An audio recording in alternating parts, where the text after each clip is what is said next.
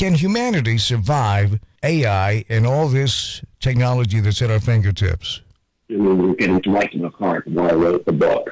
And my message revolves around people. And we must come to terms with their own addictions. If we're actually going to move beyond this era of big tech and social media, actually creating the narrative, our social narrative, the narrative in which we all live in, then at some point, we, human beings, need to take the narrative back. What's occurring is we have become the product of these companies, and they are actually funneling us, putting funnels in our way. And I'll explain what a funnel is really quickly. You actually program Instagram with your own biases to put you in a funnel.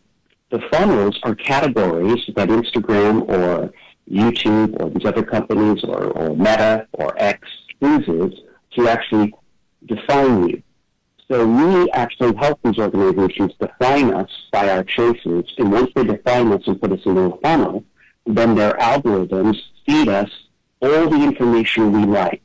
So not only are we in a funnel, but we're watching information that we have told the algorithm we want to see. So ultimately, we are getting fed a feast of information that fits our narrative and our own biases. Okay, now Mark, this is extremely dangerous. It is. Let me jump in and see if I'm following you here, because here's what it sounds like. We do know that people that never read an opposing view, they never learn anything. And so essentially, they're going to pump the information into your head that they want you to have as children, and then they're going to make sure that you never read an opposing view. Would that be about accurate? Yes, absolutely. There is a potential for you to go through your whole life only seeing the views that fit the narrative that you have fed into your device, and also the narrative the device wanted to feed back to you. So ultimately, you're in a feedback loop, and you could actually be completely cut off from civilization. And Mark, I'm interested to get your take on this. How do we reach people that, because again, it's easier to fool someone than it is to convince someone they've been fooled? Just as I was describing in the last segment about truth decay, yeah, that's our problem. If everyone's in their own funnel, then we're not going to believe someone else's fact. And we're also, because the funnels are so adamant that that particular funnel is right, then someone else's funnel couldn't possibly be right. So ultimately, the funnels are creating the hype within the individual that I call being gemmed up. Gemmed up means you're so filled with information, you're overboiling with it, and you don't have an ability to actually deal with that information, so you go on information overload. You're just spilling with all this information, but the problem is the information is one-sided, one channel. It's not all the information. It's the information you chose with your own bias to ask the computers to dish back to you. And with AI, the computers are getting better at keeping your eyeballs glued to their social app. And with the computers keeping you glued to their social app, they're making a lot more money because every second you spend in that app equates to cash. So therefore, every second you spend in the app, they make more money on you. And I'm going to mean by they, I want to be very clear, the social media companies, all the companies that you give your eyeballs to.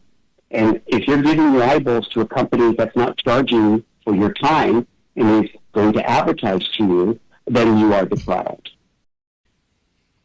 Mark Stross is our guest. He's the author of Killer Tech and the Drive to Save Humanity. So we're talking about content funnels and how that can affect us as adults with how we get our information, how we share information, how we can change our beliefs. But let's also talk about Dan's original question of AI's influence on children and how easily predators can access them, and how prepared are children and parents for that type of interaction? First of all, parents are not prepared for this interaction between the predator and their children. They're just not. And the reason they're not is because, kid, you proved this in your own experiment. Kid literally de-aged herself using AI, put herself out with a social media profile as a 14-year-old, and it only took seconds before predators jumped on the new profile that was revealed to the world and were basically trying to exploit her. So the bottom line here is, no, parents are not ready for this. Absolutely. What we have to appreciate is that little children today do not have the ability to defend themselves. And we, families, also don't have the ability to defend ourselves. So why do I say that? Because with my own son, I thought that if I gave him computers and if I gave him all the tools to actually make him wise, he would actually have the willpower to use the tools in a good manner. But instead, what occurred was the tools taught him and showed him ways to actually deviate and to actually see things that titillated, and he went down different paths. So the question I ask myself is, why did my experiment fail of making him and me accountable to each other? And what I realized was, how in the world was my son and myself going to defend ourselves against thousands of programmers that their only mission is to keep my and his eyeballs glued to a screen? And then we have the secondary issue, pornography. And I have to go here, and it might make a few people uncomfortable. What most parents will not admit, and this is really a difficult topic, is that they don't want the pornography to go away. So in many ways, they don't want to look into what's occurring in the pornography towards child perversion. Because if they were to look at the pornography, they would realize that, for example, the chat rooms, the sex chat rooms, are literally 4 or 5 keystrokes away from any child in the United States. Now, different states are trying to keep children off of porn, like Texas is, where you have to give a driver's license before you can log in for the first time. But that's not perfect. If you use a VPN, you can skirt around that.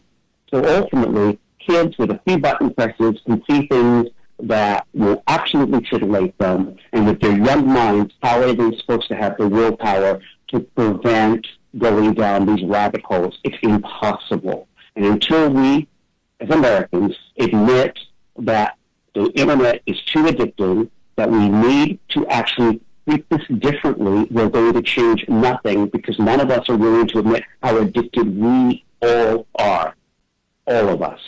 Mark, it appears to me that companies like Apple, I mean, you name it on down the line, they don't throw things up against the wall.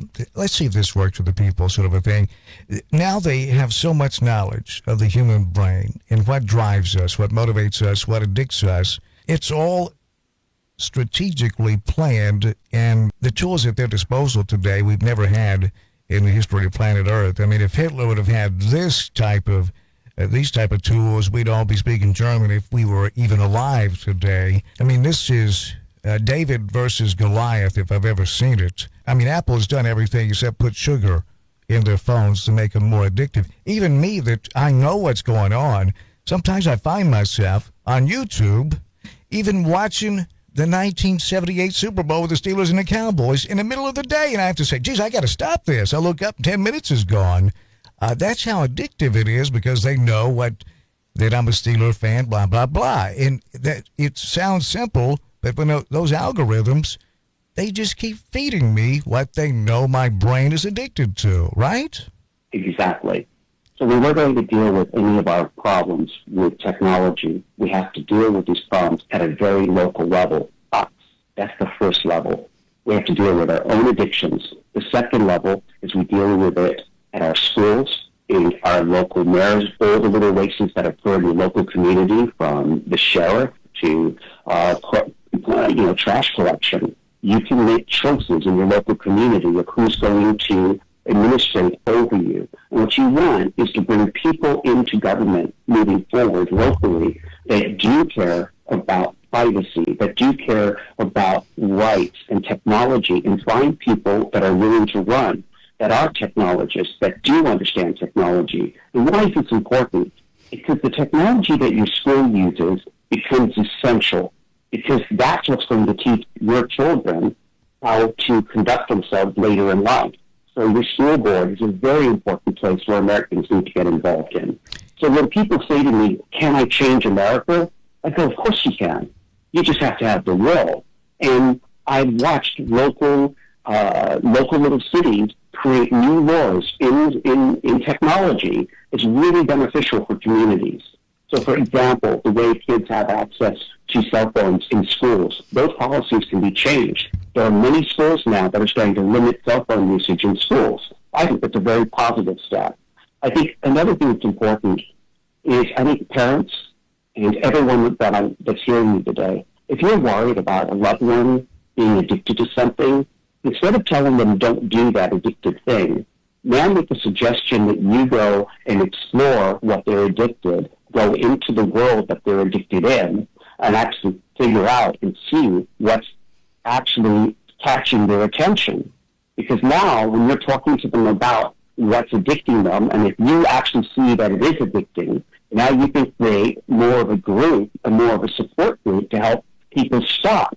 But just to tell people, stop using social media is not going to work. If I told anyone today on this phone call, stop TikTok, it's a bad, it's the information's going to the CCP, it's not patriotic, and it actually dumbs down your brain in a Stanford University study that 2 hours of TikTok diminishes your brain for 4 hours. So ultimately, what I'm going to ask you is, what would it take for me to get someone to stop using TikTok? So far, I've had one person in all of my travels doing this for the last 2 years that's willing to stop TikTok after hearing all that data. So what will it take? So that's my big question. And then finally, I'm just going to end it with this one observation.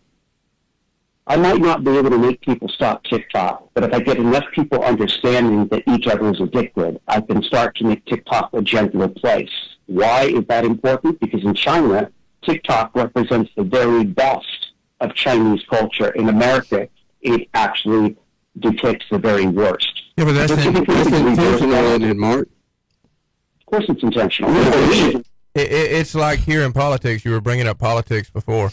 So, you know, on the political realm, they use technology, they use TikTok, Instagram, YouTube, all that to manipulate the facts, the thought process of the people to make them believe that their party is superior and their guy is superior, when all they're doing is being fed lies. I mean, even Hitler himself said you repeat something 3 times, the people are going to believe it.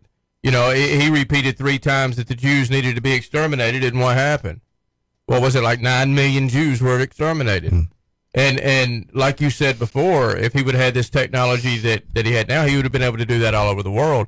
Well, both of our parties are doing something similar. Not necessarily as horrendous for sure, but they're doing something similar. They're putting out false facts and manipulating the thought process of the people. They're changing society for the worse. Yeah, and Philip, I almost want to take the gloves off. Yeah, it's not the Holocaust, but it is. It will change our way of life. It will take our country and destroy it. They want, I don't know, if it's a theocracy for some, they think they're going to get others. Fascism is here in America, and it, as we were warned, it arrived with a smiling face, draped in an American flag, holding a Bible.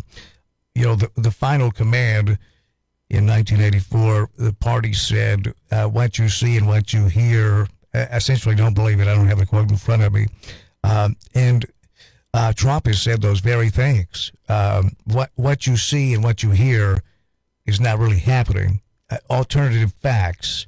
Yeah. All these things that were shoehorned in to our vocabulary recently. And I think if you're a part of this, the status quo, that's sitting at the top, you're in the catbird seat. And I think they've been encouraged to say, look, what all they can get away with. This is great.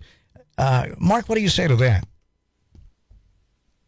Well, you're bringing up a really, what I consider the crux of it all, which is who is running the country, what really is happening behind the scenes. You know, the Truman Show. Who's running the Truman Show? Yeah. Because we are definitely, okay.